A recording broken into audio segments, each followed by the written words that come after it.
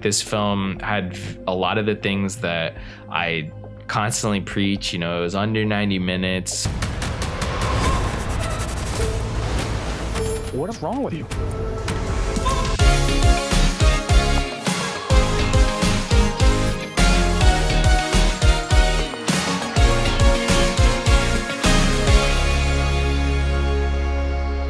Drive-by movies, you're watching fresh releases. My name is Blaze. And my name is James. And this week we're talking a brand new film to Paramount Plus. This was released right before Halloween, so it might not be brand new, but it's fairly new. And that is Significant Other.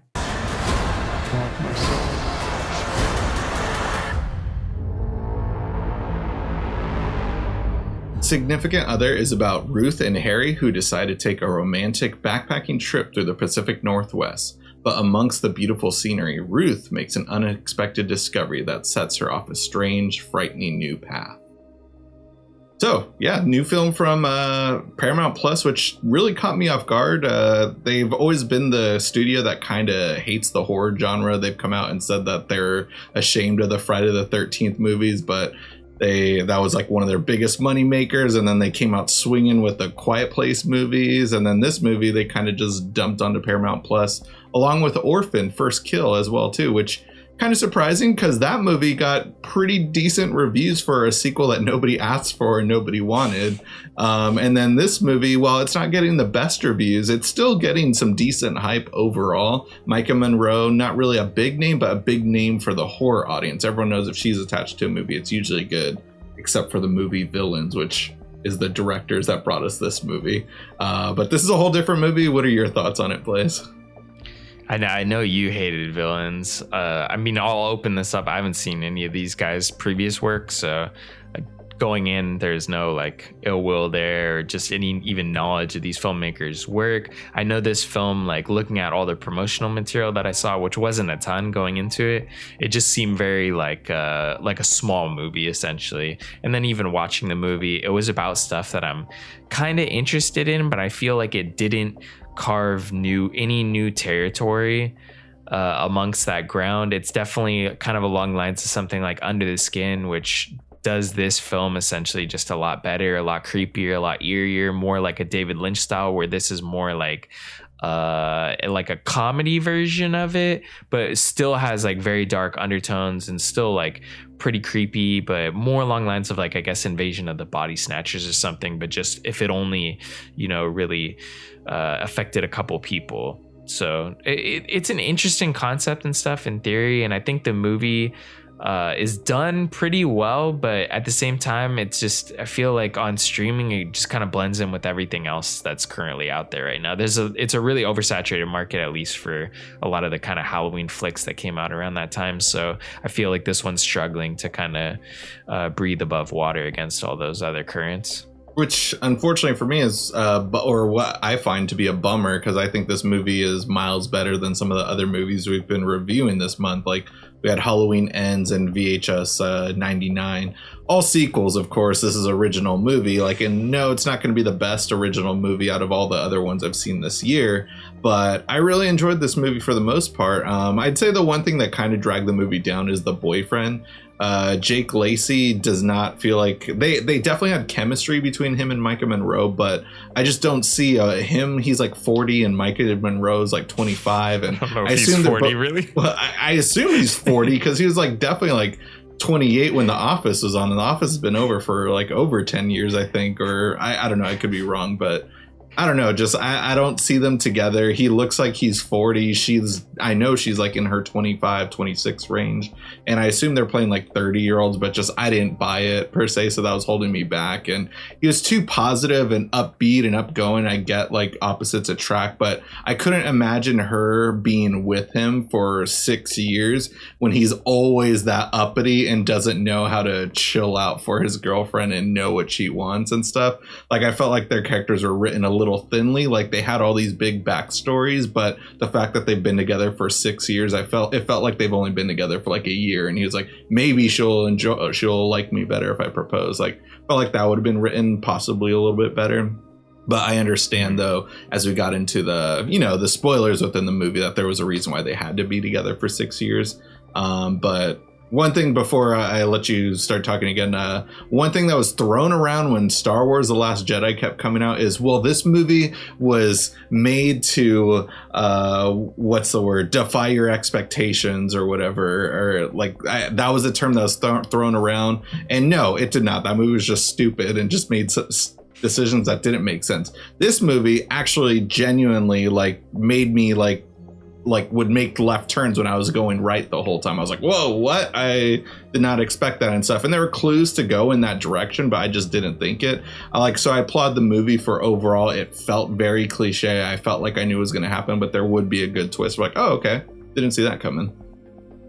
Yeah, most definitely. I felt like this movie did a good job of kind of like taking that Invasion of the Body Snatchers kind of story, but like literally just putting it on like a very, very small level. And that's one of my favorite movies. I think some of my favorite like horror films, like easily Dawn of the Dead and Invasion of the Body Snatchers, is just such cool like concepts that are really taken to the brink. And this film definitely takes some of those concepts that Invasion of the Body Snatchers kind of like pioneered, but just looks at it through a different light. Like you're saying, even some of the twists that have come out of left field really to catch the viewer off guard and kind of tell this story that you think what you're being told, but it's not quite the same thing. Yeah, exactly. Yeah. But overall, like I would just say it just missed the mark on overall landing perfectly and stuff. It didn't stick to the landing. Like overall, it's like an enjoyable thriller. Like it feels fresh at times, but it is still stuff that we have seen before, like you said.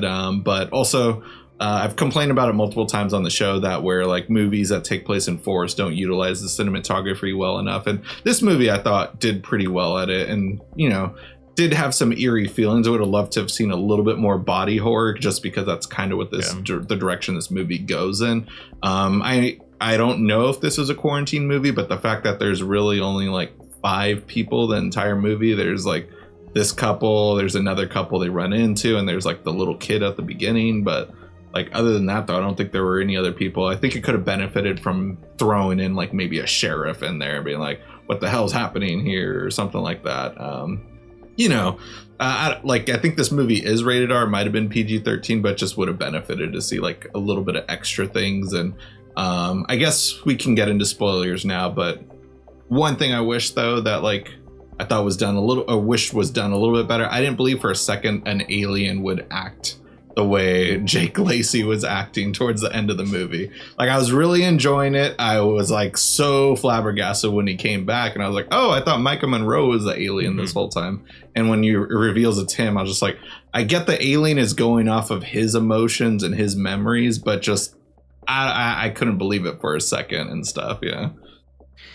Yeah, it's like it definitely was an interesting concept, because usually we see the alien being like emotionless and just acting on pure instinct or something, where this alien's kind of like forced to act on like what Jake Lacey's character Harry would do. Like he can't really kind of exit that character almost in a way, and it's kind of restricted to the emotions that this character has, and that kind of restricts the actions in which he can do. He's essentially the scout that's sent to the planet to prepare it to be taken over, essentially. But he's very limited because the person that he got stuck in, or essentially it just is a difficult individual, I guess, to be. But anyways, yeah, it's a cool twist. They obviously make it seem like it's Mike Monroe, and the twist flips on its head. It's Harry, and his character, it was too much. Like obviously it's a problem with having a major sitcom. Like he was only on for I think maybe like 1, maybe 2 seasons, right? The like seasons it was that everyone hates, of course, also. But it's still like he's almost like still playing that character. I'm sure that's like partly who he is, so it's probably not super far reaching for him. But it does suck that like we as viewers, like even though we watch like maybe those seasons a couple times or maybe even just once, like it almost feels like he's literally playing that character from The Office. A little bit of stuck in the hole. I feel bad for the guy, but I mean, if he took any other character from The Office, it'd probably be the same thing. And that's probably why you don't see too much of a lot of the heavy hitters from The Office in a ton of stuff besides John Krasinski and Steve Carell, which made it a mission to literally go so far out of their comfort zone and out of like viewers' comfort zone of seeing them in roles that shape the way that now they can kind of play other stuff without so much people not believing, you know, that it's not Michael Scott you're watching or Jim. So exactly, yeah. Yeah, so like, you know, other than that miscasting, I'd say like that's the one thing that kind of held this movie back. Like I feel bad talking crap about Jake Lacy just because, you know, I've only seen him really in The Office. I know he was the love interest in Obvious Child, but I don't really remember that film too well. But you know, like I wouldn't say like he was just miscast. I'd just say I kept saying that, but I guess it's more just like his character wasn't developed better, I feel like. But I still applaud this movie for telling a story I believed in, and like, you know, enjoyed the characters overall in a film that's less than 90 minutes. Like more movies this length and stuff. Yes. Yeah, at the end of the day, really, like this film had a lot of the things that I constantly preach. You know, it was under 90 minutes, or even if it's around 90 minutes, I'm happy. But under is like a little bit of a bonus. You know, it's an original story. Whether it's kind of similar to other stories, it's still an original story in itself.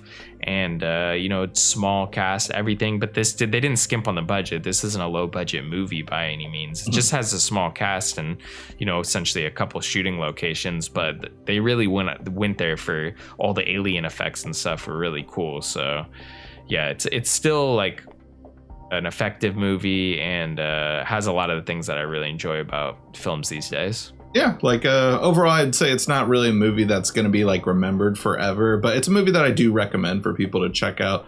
You know, like, were you disappointed with it? Let us know in the comments below. A great way to help support the show is just by talking to us, letting us know how you feel about the movie. It's streaming exclusively on Paramount Plus, so, you know, be sure to do that and come back here after you see the movie.